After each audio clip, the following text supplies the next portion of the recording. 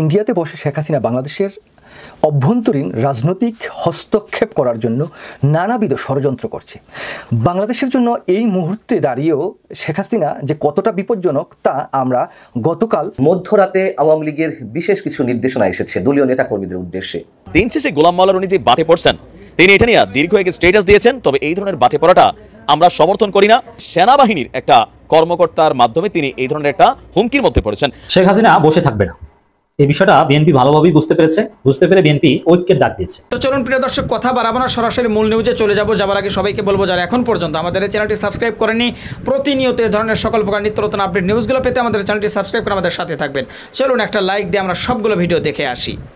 গোলাম মাওলা Roni social media প্ল্যাটফর্মে যে কয়েকজন মানুষ খুবই সুন্দর গোছালো গঠনমূলক বক্তব্য দেন, তাদের মধ্যে গোলাম মাওলা রনি অন্তত আমার মনে সারা বাংলাদেশের মানুষের কাছে পরিচিত। প্লাস বিভিন্ন সময় তিনি কখনো আওয়ামী লীগের মানুষ হয়ে যান, কখনো বিএনপির, কখনো জামাতের, ডিপেন্ড করে আসলে কখন তিনি কোন বিষয় নিয়ে কথা বলেন।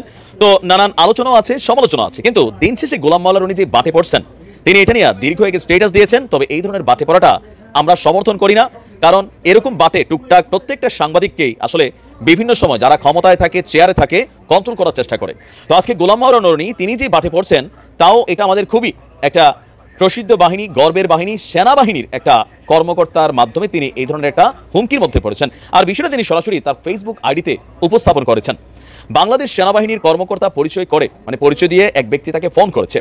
তো ফোন করার পর ইস্যুটা ছিল কি, আসলে এই মুহূর্তে রাষ্ট্রীয় কোনো ইস্যুতে তিনি এই বাটে পড়েন না, যেহেতু তিনি বিভিন্ন আলোচনা, সমালোচনা, নানান ধরনের বক্তব্য দিয়ে থাকেন। তো অনেকেই ভাবছেন যে হয়তো রাষ্ট্রীয় কোনো ইস্যুতে বা তার ব্যক্তিগত কথোপকথনের জন্য অথবা মিডিয়া প্ল্যাটফর্মে তিনি যে বক্তব্য দেন সেগুলোর জন্য হয়তো বা তার বিপদ হয়েছে, কিন্তু বিষয়টা ওইখানে না, বিপদটা অন্য জায়গায়। গোলাম মাওলা রনি তার ফেসবুক পোস্টে লিখেছেন, সেনাবাহিনীর কর্মকর্তা পরিচয় 01858 846 051 এই নম্বর থেকে তার কাছে ফোন করা হয়। আর গেল কয়েকদিন যাবৎ একজন ব্যক্তি তার ব্যক্তিগত সচিবকে নানান হুমকি ধামকি দিয়ে যাচ্ছে। গতকালকে বেলা 11:36 এই নাম্বার থেকে এক ব্যক্তি আমার মোবাইলে ফোন করে সরাসরি। তো আমি ফোন করার পর তিনি পরিচয় দেন যে তিনি সেনা সদর দপ্তরের কর্মকর্তা। তারপর নির্দেশ দেন তার এক আত্মীয়ের সঙ্গে একটি বিষয় রফা দফা করার জন্য, মানে ওই সেনা কর্মকর্তার কোনো এক আত্মীয়ের সাথে রনির কোনো একটা ঝামেলা আছে, সেই বিষয়টাকে যেন তিনি শেষ করে ফেলেন। তো রনি বলছেন যে আমি ব্যবসা করি সেই 1991 সাল থেকে, কোনোদিন সেনাবাহিনী, কোনো গোয়েন্দা সংস্থা, পুলিশ কিংবা সরকারি কোনো দপ্তর থেকে ইতিপূর্বে ফোন কিংবা তদবির বা হুমকি ধামকি আমি পাই নাই। আজ নতুন বাংলাদেশে নোবেল বিজয়ী ডক্টর ইউনূসের সরকার এবং সেনাপ্রধান জেনারেল ওয়াকারের ক্ষমতার মিলিত স্রোতে আমি একই বিপদে পড়ে গেলাম, আমার এখন কি করা উচিত? তবে এখানে আমার মনে হয় রনি ভাই তিনি আমাদের থেকে যথেষ্ট বিচক্ষণ, প্রাজ্ঞ, অভিজ্ঞ ব্যক্তি। নাম্বারটা আসলে যেই নাম্বারটা ফোন করছে, এটা নাম্বারটার ইতিহাস বের করা খুবই সোজা, তিনার সেই ক্ষমতাও আছে যে এই নাম্বারটা আসলে কার নামে ব্যবহৃত। আবার যেই ব্যক্তি ফোন করে তিনি ঊর্ধ্বতন সেনা কর্মকর্তা পরিচয় দিছে, তিনি কি আদৌ কোনো সেনা কর্মকর্তা নাকি না? যেহেতু রনি ভাইয়ের লেভেলটা অনেক বড়, বাংলাদেশ আর্মিতেও তার ভালোই চলাফেরা আছে, তো সেই ক্ষেত্রে এই বিষয়টা বের করা জাস্ট ওয়ান টু ইস্যু যে যেই নাম্বারটা ফোন দিছে এই নাম্বারটা কার, আর যে ব্যক্তির পরিচয় দিছে সেই ব্যক্তি নামক কোনো ব্যক্তি আদৌ কি আমাদের বাংলাদেশ সেনাবাহিনীতে আপনার অ্যাসিস্ট করে কিনা, আছে কিনা। যদি থাকে তাহলে তার সাথে যে কোনো একটা চ্যানেলে কথাবার্তা বলা, এমনকি মেক শিওর হওয়া যে এই ব্যক্তি সেই ব্যক্তি কিনা। যদি হয়ে থাকে তাহলে বিষয়টা নিশ্চয়ই তিনি সমাধান করার রাস্তা খুঁজে পাবেন। আর যদি বিষয়টা ফ্রডও হতে পারে, কারণ এখন বিভিন্ন জায়গায় কখনো কখনো বৈষম্য বিরোধী সমন্বয়ক পরিচয় দিয়া, পুলিশের ঊর্ধ্বতন কর্মকর্তার পরিচয় দিয়া, সেনাবাহিনীর পরিচয় দিয়া নানানভাবে কিন্তু অনেক জায়গায় নানান ধরনের অপকর্ম হচ্ছে, আর আমাদের অনেক ব্যক্তি বা প্রতিষ্ঠানকে বদনাম করারও একটা চেষ্টা চলছে। সো এই ক্ষেত্রে এটা বের করা আমার কাছে মনে হয় খুবই কঠিন কোনো কিছু না। রনি ভাই তো আর কোনো সাধারণ মানুষ না, তিনি প্রত্যেক দলের সাথে একটা ভালো সম্পর্ক আছে, বা প্রশাসনেও তার বেচের অথবা সাব বেচের অনেক মানুষ আছেন, তিনি চাইলে হয়তো মুহূর্তের মধ্যে বিষয়টা বের করতে পারতেন। কিন্তু ফেসবুকে স্ট্যাটাস দেওয়ার বিষয়টা আমি নিজেও ক্লিয়ার না, হয়তোবা তিনি জানাই রাখলেন সারা দেশের মানুষকে যে কোনো একটা অশনি সংকেত তিনি ফিল করছেন। তো আমরা চাই বিষয়টা যাই হোক, যেহেতু এখানে সেনাবাহিনীর বিষয়টা আসছে, নিশ্চয়ই এটা যারা দেখার তারা দেখবেন এবং বিষয়টা ক্লিয়ার করবেন। দেখেন, গণমাধ্যমে বা সোশ্যাল মিডিয়াতে আমরা যারা কথা বলি, অনেকেই ভাবেন যে ভাই আপনি আমার দলের পক্ষে কথা বলেন না কেন। তো আমরা যখন কথা বলি একজন নিরপেক্ষতার জায়গা থেকে, আমাদের বক্তব্যগুলো কখনো আওয়ামী লীগের পক্ষে যায়, কখনো বিএনপির পক্ষে যায়, কখনো জামাতের পক্ষে যায়। যার পক্ষে যায় তার কাছে ভালো লাগে, বাকিদের বক্তব্য থাকে শালা তুই দেশে আয় অথবা তোর খবর আছে। এই কমেন্টগুলো আপনারা কিন্তু কমেন্ট সেকশনে দেখতে পারেন। এটার মেইন কারণ হচ্ছে আমার যেই বক্তব্যটা আপনার ভালো লাগে না, সেখানে আপনার অ্যাকশন রিঅ্যাকশন শুরু হয়ে যায়। তো এটা চলমান প্রক্রিয়া। ব্যক্তি জীবনে আমিও অনেকভাবে এগুলো নিয়ে ডিস্টারবেন্স হয়েছি। সর্বশেষ আমার সরকারের আমলেই ডিবি, এসবি, মন্ত্রিপরিষদ থেকে চিঠি গেছে, নানান ইনভেস্টিগেশন হয়েছে। মানে এরকম হয় ভাই, কারণ হয়েছে কি আমাদের মধ্যে একটা জিনিস আছে কি যে আমরা বিপরীত দলের প্রশংসা অথবা নিজের দলের সমালোচনা এই দুইটার কোনোটাই সহ্য করতে পারি না। ক্ষমতা থাকলে প্রয়োগ করে বসি। মধ্যরাতে আওয়ামী লীগের বিশেষ কিছু নির্দেশনা এসেছে দলীয় নেতাকর্মীদের উদ্দেশ্যে। শনিবার দিবাগত গভীর রাতে আওয়ামী লীগের যে ভেরিফাইড ফেসবুক পেজ রয়েছে, যেখানে লক্ষ কোটি ফলোয়ার রয়েছে দলীয় নেতাকর্মীদের মধ্যে, সেখানে কিছু নির্দেশনা দেওয়া হয়েছে। এবং সেই নির্দেশনাগুলো খারাপ না, ভালো।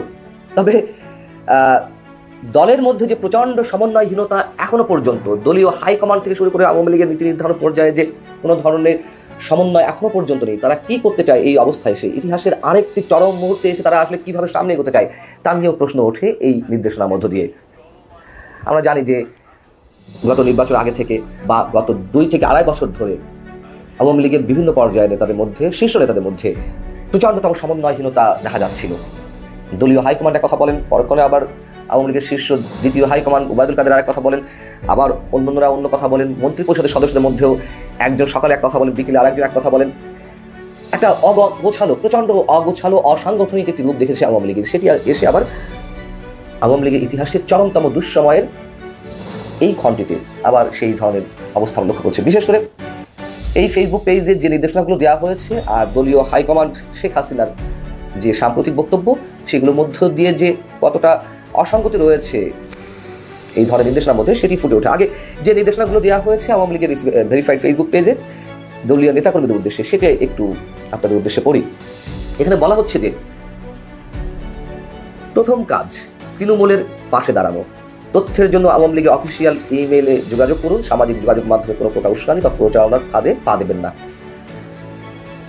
এটা তুমুল একটা স্ববিরোধী বক্তব্য। তার কারণ আমরা দেখেছি দলীয় শীর্ষ নেতারা বা সামনে পর্যায়ে যারা সংসদ সদস্য ছিলেন, মন্ত্রী পরিষদের সদস্য ছিলেন, শীর্ষ নেতারা, তাদের কাউকে খোঁজ পাওয়া যাচ্ছে না। এবং যে দলীয় নেতাকর্মীরা যাদের কোনো অপরাধ নেই তারাও পালিয়ে বেড়াচ্ছেন, তাদের আসলে কোনো অভিভাবক এই মুহূর্তে নেই।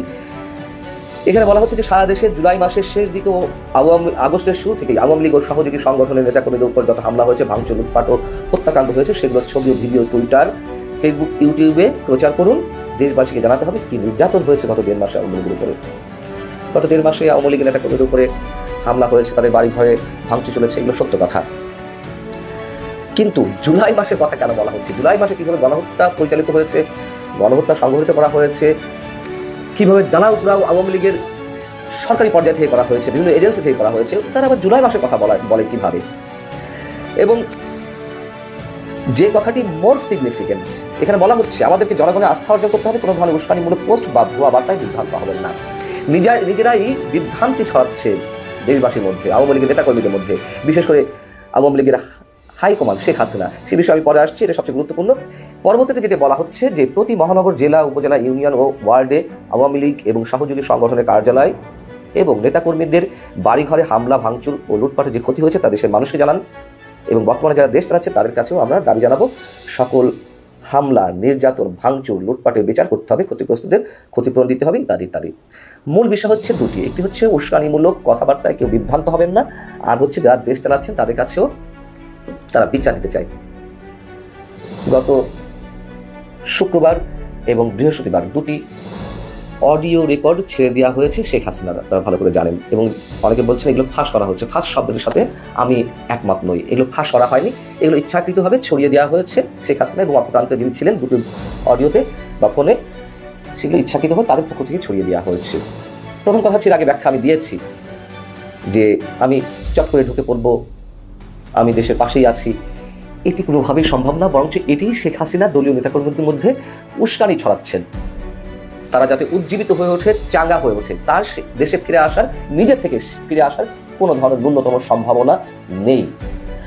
আরেকটি অসঙ্গতি হচ্ছে, যেখানে শেখ হাসিনা আরেকটি ফোনে তিনি বলছেন যে আমি তো সংবিধানের অমুক অনুচ্ছেদ অনুযায়ী পদত্যাগ করিনি, আমি এখনো বাংলাদেশের বৈধ প্রধানমন্ত্রী।